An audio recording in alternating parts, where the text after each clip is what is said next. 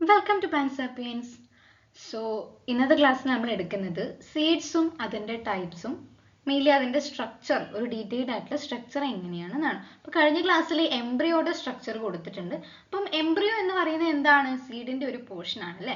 അപ്പോൾ എംബ്രിയോ അടങ്ങുന്ന ആ ഒരു സീഡിൻ്റെ സ്ട്രക്ചർ എങ്ങനെയാണെന്ന് നോക്കാം. അതിന് മുന്നേ ആദ്യമായിട്ടാണ് എൻ്റെ ചാനൽ കാണുന്നതെങ്കിൽ ചാനൽ ഒന്ന് സബ്സ്ക്രൈബ് ചെയ്യുക. പ്ലാൻസാപ്പിയൻസ് ഇഷ്ടപ്പെട്ടെങ്കിൽ ലൈക്ക് ചെയ്യുക, കമൻറ്റ് ചെയ്യുക. നിങ്ങൾ സപ്പോർട്ട് ചെയ്താൽ മാത്രമേ എനിക്കിത് ഗ്രോ ചെയ്യാൻ വേണ്ടി പറ്റുള്ളൂ. അപ്പം നമുക്ക് നേരെ ക്ലാസ്സിലോട്ട് പോകാം. നമുക്ക് ആദ്യം ഒരു ഓവർവ്യൂ വേണം അല്ലേ? അപ്പൊ ഇതൊരു ഫ്രൂട്ടിന്റെ സ്ട്രക്ചർ ആണ്. അപ്പൊ ഒരു ഫ്രൂട്ട് എന്ന് പറയുമ്പോൾ അതിൽ എന്തൊക്കെയാണ്? നമ്മൾ സൈഗോട്ട് ഡെവലപ്പ് ചെയ്തു, എംബ്രിയോ ആയി.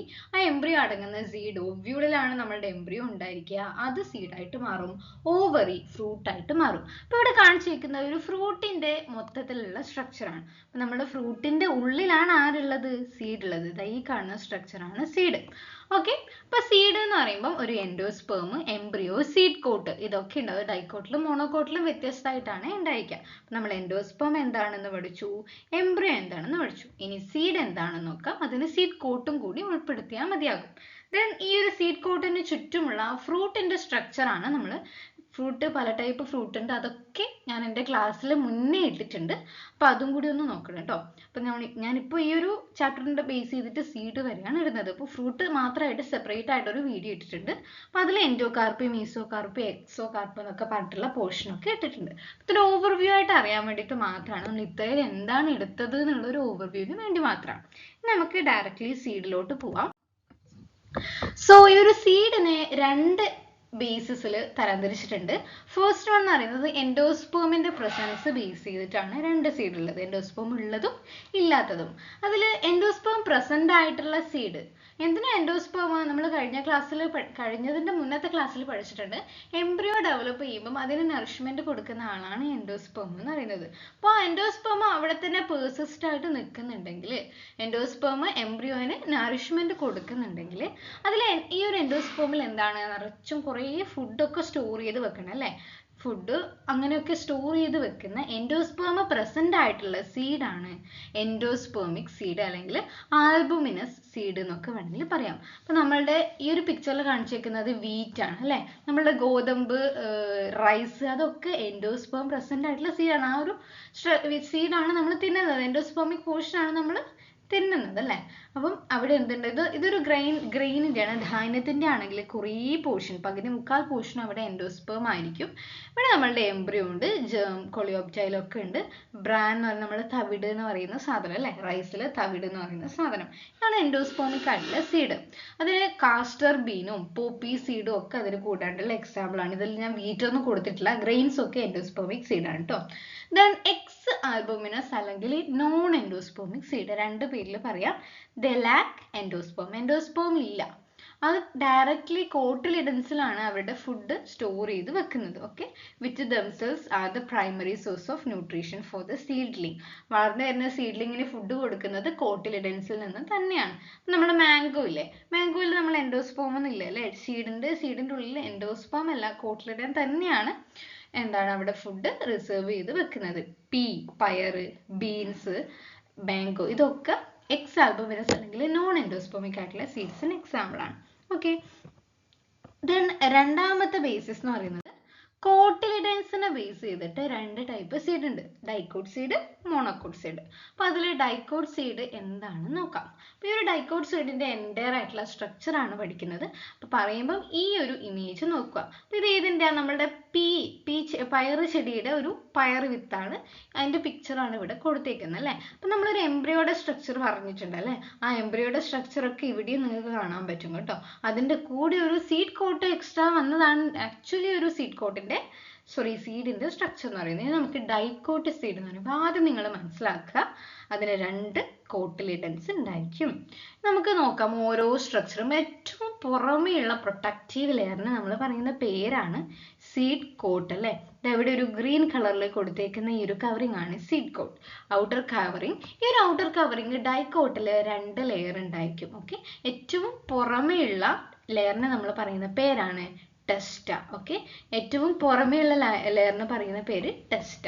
ടെസ്റ്റ എന്ന് പറയുന്നത് ഹാർഡ് ആയിട്ടുള്ള കവറിംഗ് ആണ്. ഓക്കെ, ഹാർഡ് ആയിട്ടുള്ള അല്ലെങ്കിൽ ടഫർ ആയിട്ടുള്ള കവറിംഗ് ആണ്. Tougher ടെസ്റ്റ, outer ടെസ്റ്റ. ഇന്നർ ആയിട്ട് തിൻ ആയിട്ടുള്ള നേരിയൊരു പാളിയും കൂടി ഉണ്ട്. അപ്പോൾ ടെസ്റ്റയുടെ ഉള്ളിൽ കാണുന്ന ഇന്നർ ആയിട്ട് തിൻ ആയിട്ട് കാണുന്ന ആ ഒരു ലെയറിനെ നമ്മൾ ടെഗ്മെൻ എന്ന് പറയും. ഓക്കെ, സീഡ് കോട്ട് 2 ലെയർ ഉണ്ട്, ടെസ്റ്റ ആൻഡ് ടെഗ്മെൻ. ഇനി ഈ ഒരു വേറൊരു സ്ട്രക്ചറാണ് ഹൈലം എന്ന് പറയുന്നത്. ഹൈലം is A scar on the seeds surface. ഇതാ ഇവിടെ കാണിച്ചിരിക്കുന്നത് നമ്മളൊരു വൻപയർ ഒക്കെ എടുത്തു കഴിഞ്ഞാൽ നമ്മളൊരു കറുത്ത ഒരു സ്പോട്ട് കാണായിരിക്കും. ആ ഒരു ഒരു വളഞ്ഞ കേവില്ലേ, ഈ ഒരു കേവ് കണ്ടോ, ആ കേവിൻ്റെ ഇടയിൽ കണ്ടോ ഈ 2 സ്ട്രക്ചർ.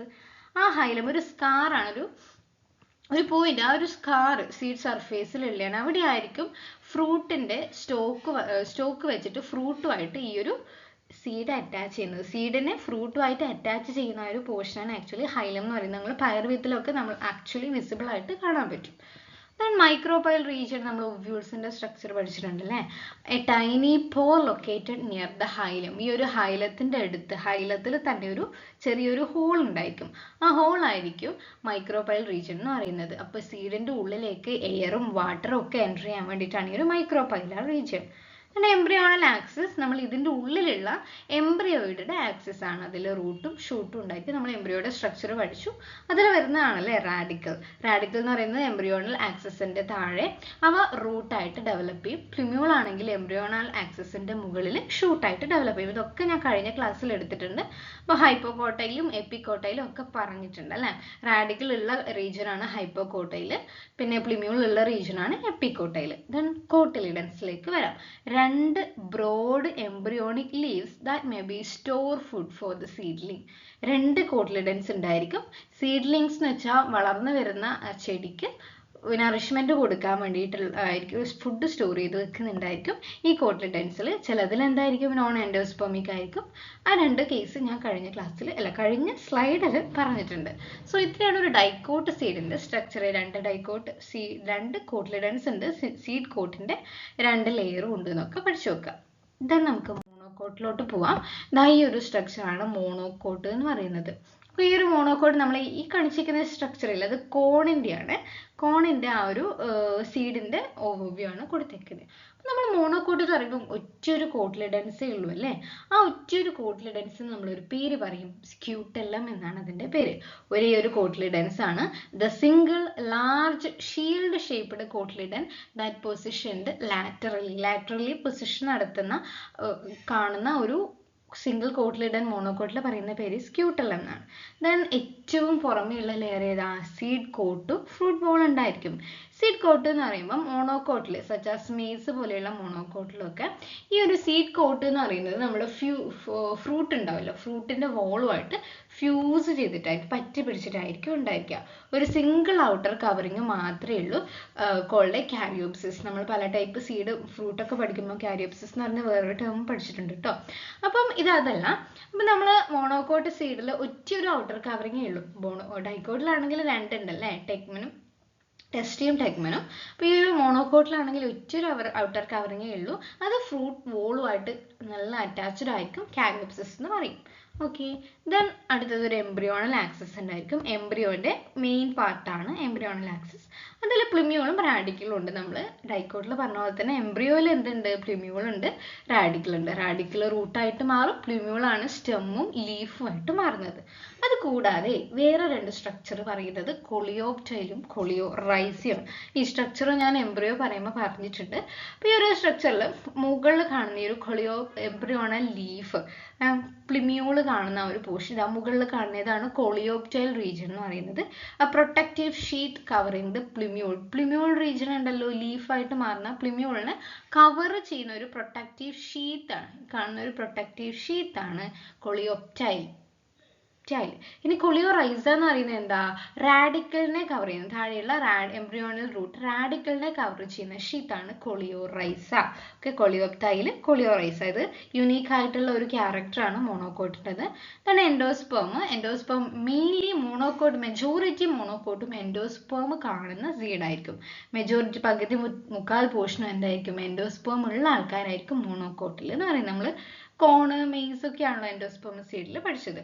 ദെൻ അത് കൂടാതെ സ്പെഷ്യലൈസ്ഡ് ആയിട്ടുള്ള വേറൊരു യുണീക് ക്യാരക്ടർ അല്യൂറോൺ ലെയർ ആണ്. A proteinaceous layer that surround that endosperm and separate the endosperm from the embryo.